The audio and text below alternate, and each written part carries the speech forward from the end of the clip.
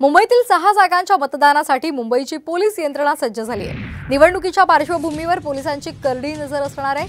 उत्तर पूर्व, उत्तर मध्य, उत्तर पश्चिम, उत्तर दक्षिण आणि दक्षिण मुंबईसाठी उद्या मतदान होणार आहे।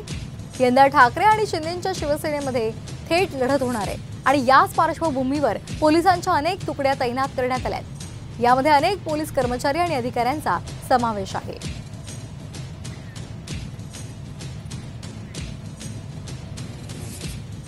तर निवडणुकीसाठी पोलीस यंत्रणा सज्ज आहे। 5 अप्पर आयुक्त, 25 उप आयुक्त, 2475 अधिकारी आणि 2100 अंमलदार, 3 दंगली नियंत्रण पथक तैनात करण्यात आलेली आहेत।